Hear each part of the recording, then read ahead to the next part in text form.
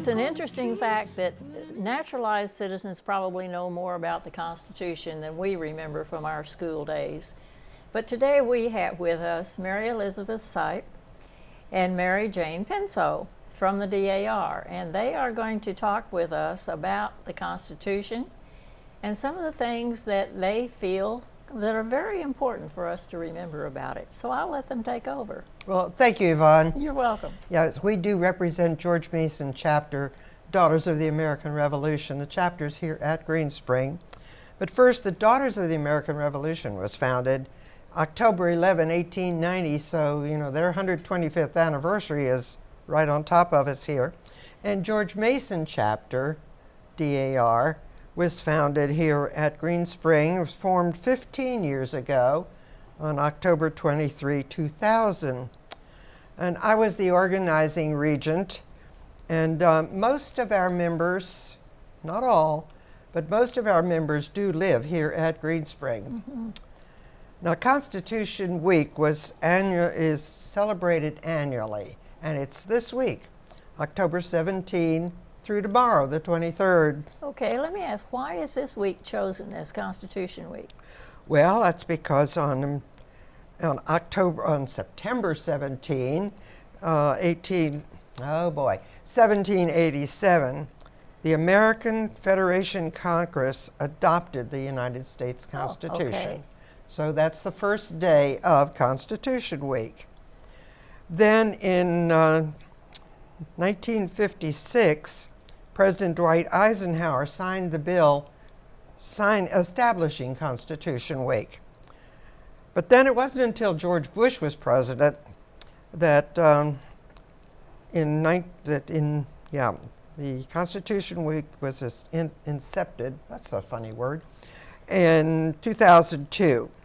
It was officially celebrated every week since then.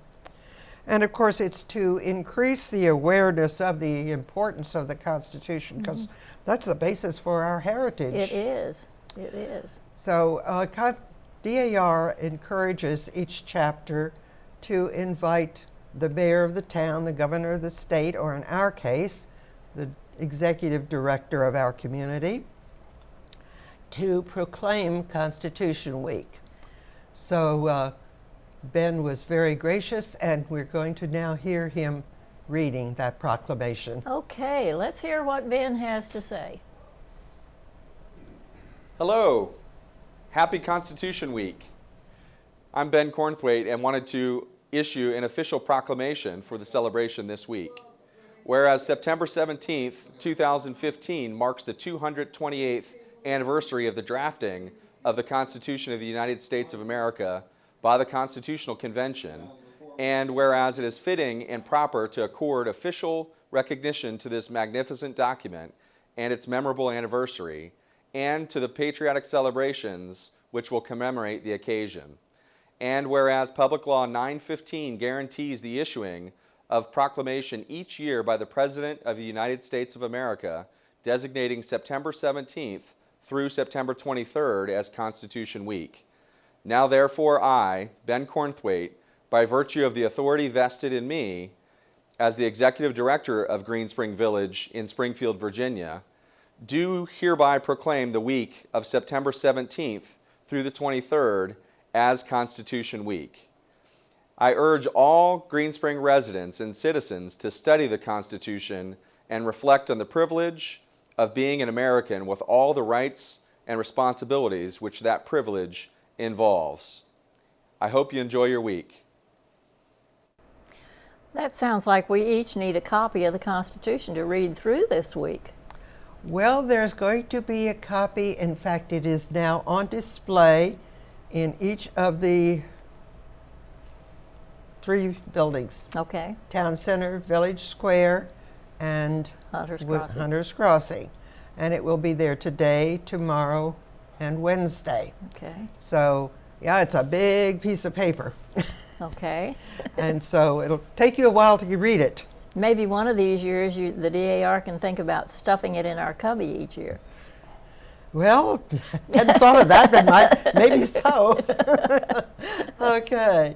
Yeah. Well, with me here is Mary Jane Penso, who is the chairman of our Constitution Week committee. Okay. And she's going to start off by giving you just a brief history of the Constitution. Okay, Mary Jane. Thank you, Yvonne. I might mention that the Constitution is also available to be viewed on the internet. Okay, how would we get to it?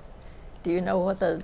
Click on your internet server for the Apple. I know it is Safari.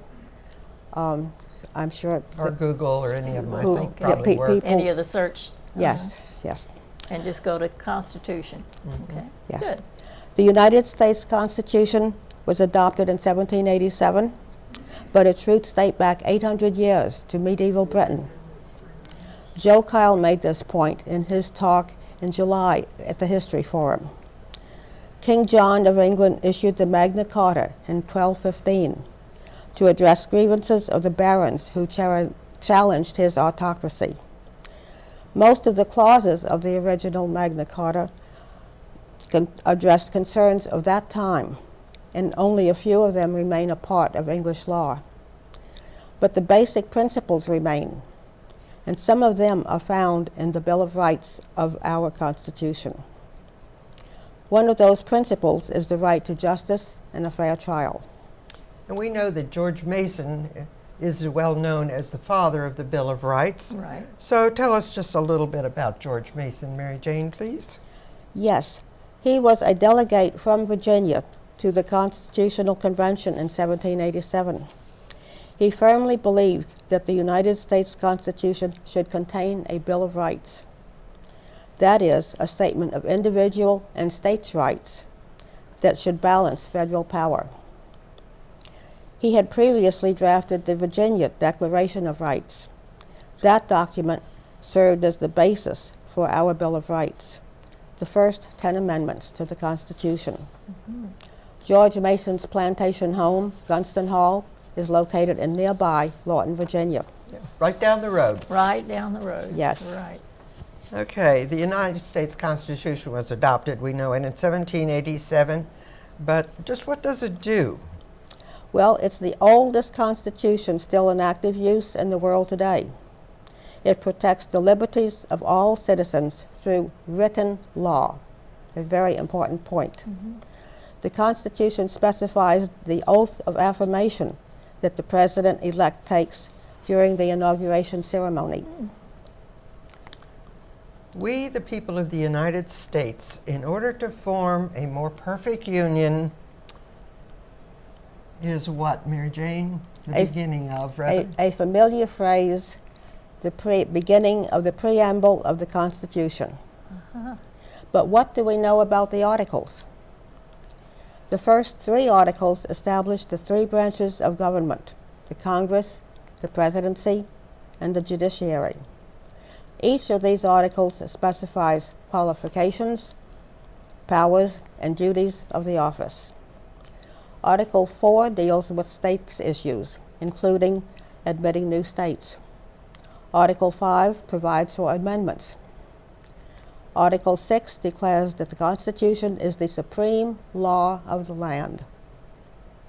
Article 7 states that ratification of 9 states shall be sufficient for the establishment of the Constitution for those states. Well, that got us off to a good start, didn't it? And then some of the amendments after the Bill of Rights. Amendment 1 guarantees freedom of religion, press, and expression. Amendment 5 requires due process of law before deprivation of liberty, life, or property.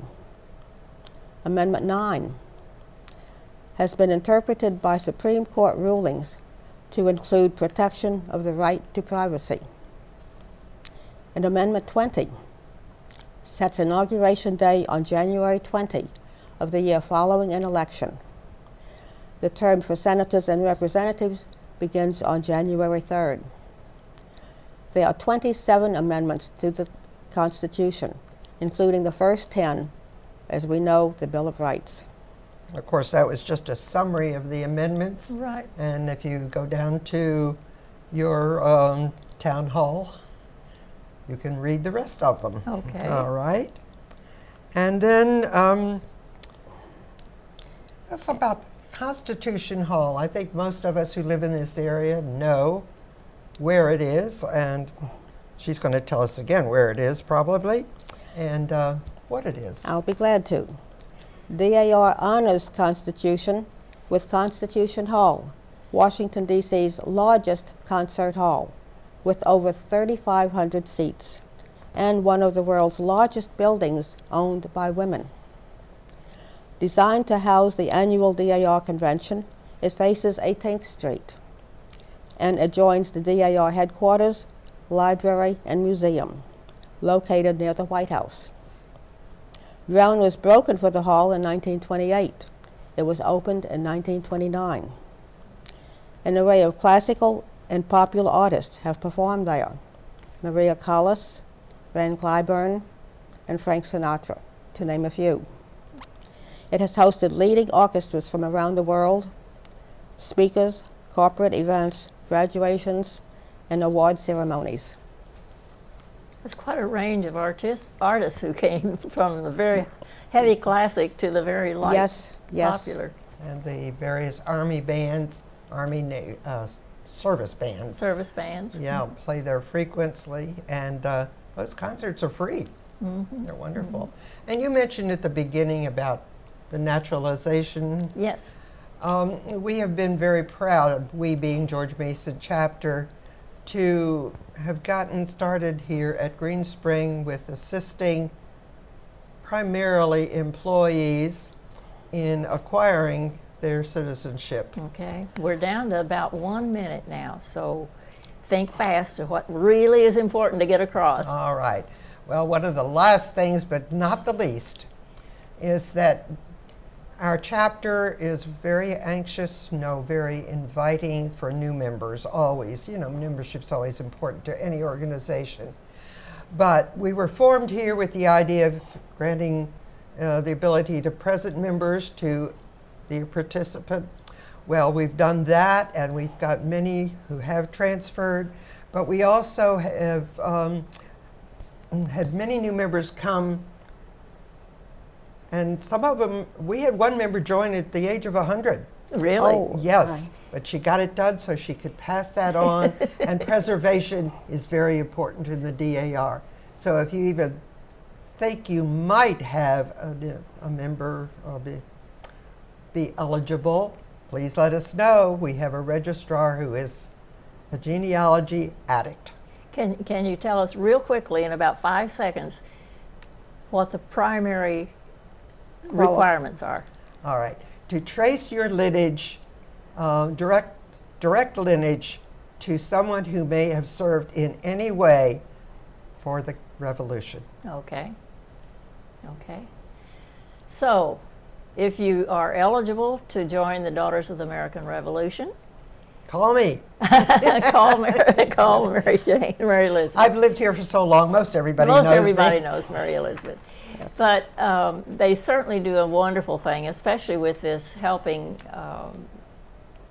people to become naturalized citizens. And I know that's a lengthy process and a heavy study because they must have a basic knowledge of the English language, be able to conduct themselves in English, and to know about the Constitution, some very things that we need to know. So maybe we need to go through that course too. Well, it's available online, so most of the people are learning it now online. Very But good. we are still there to assist them. Right. And becoming a citizen is an expensive thing too, and I know you help that financially too. Yes.